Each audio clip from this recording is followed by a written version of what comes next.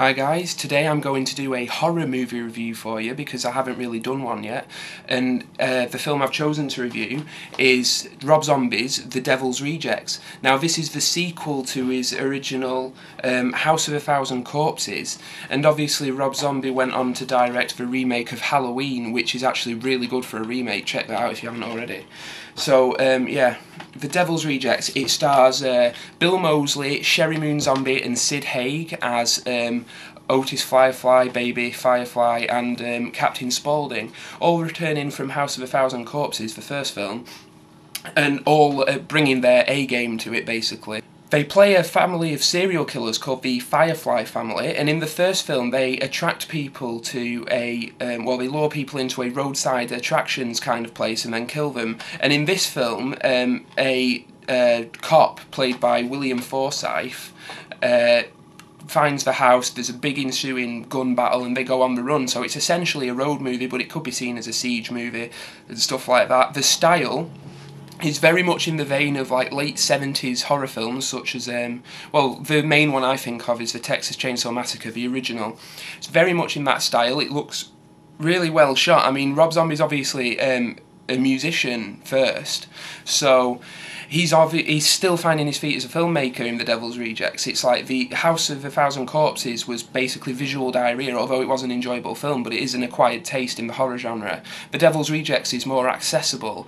The film sees the Firefly family take refuge in a motel room and they take hostages, and spoiler alert, so turn off now if you don't want to know, they end up basically killing all the hostages and stuff, but the rapport that they have between each other is genuinely threatening, and Bill Moseley as Otis is just terrifying. I mean, he's very charismatic and likeable in a way, but he's very threatening and frightening, and a lesser actor wouldn't have been able to pull it off. The part could have come across as being a bit camp, but Bill Moseley absolutely knocks it out of the park.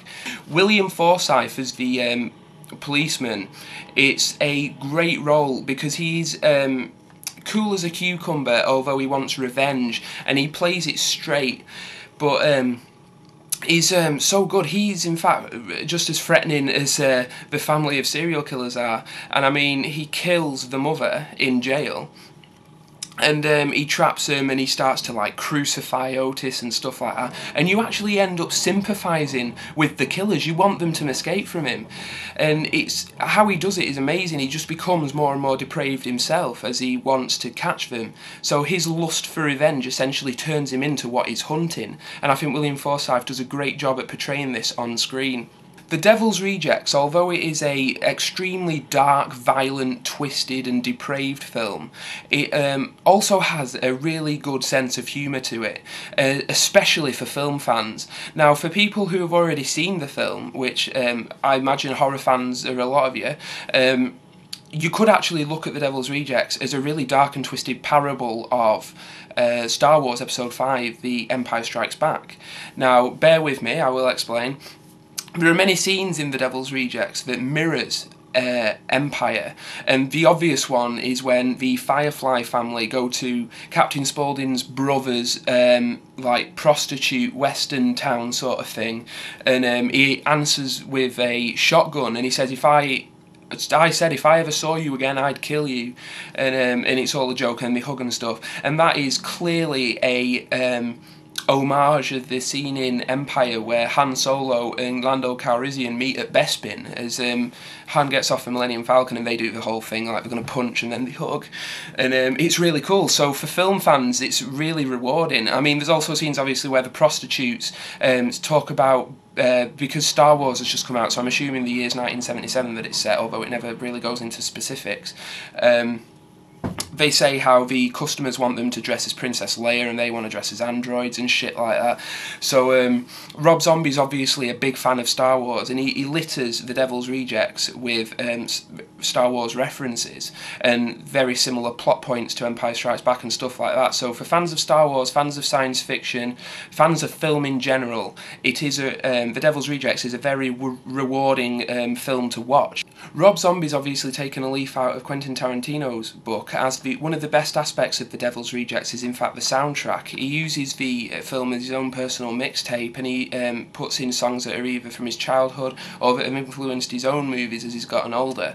And I mean, the last scene, which is a huge gun battle between the Firefly family and the police, is set to a Lynyrd Skynyrd song, and it fits perfectly. You wouldn't think it would for a horror movie, but it does. To sum up, I think The Devil's Rejects is an absolutely great film. As I mentioned, it is a sequel to the House of a Thousand Corpses film, but you don't have to have seen this to enjoy The Devil's Rejects. Let's put it this way, when I bought The Devil's Rejects, I hadn't seen House of a Thousand Corpses. I didn't even know The Devil's Rejects was a sequel. I really enjoyed it. I thought, wow, this is badass. And then I found out it was a sequel, and I was like, oh shit, I've got to pick up the first one, so I did. I enjoyed House of a Thousand Corpses, although it's not as good as The Devil's Rejects.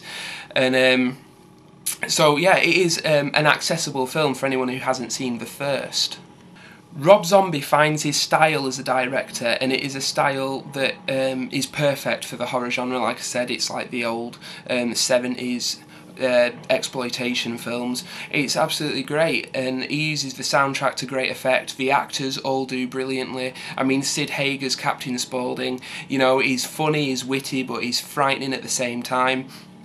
But it's to be expected. I mean, Sid Hager's a great actor. He's always great in whatever he's in. Even when he just pops up, like in Halloween, he's in it for about 30 seconds, and Kill Bill Volume 2 he's in for about 30 seconds, but he always has charisma, so he's great as well. Overall, I would give the film 4 stars. I think it's a really good horror movie.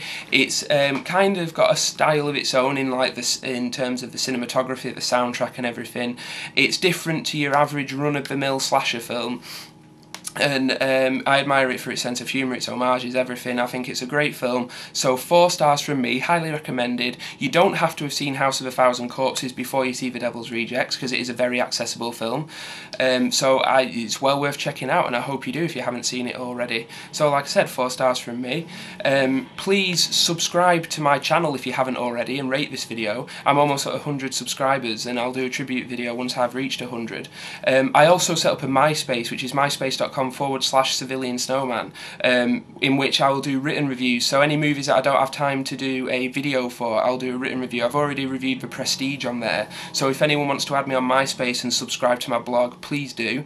But most importantly, subscribe to my YouTube.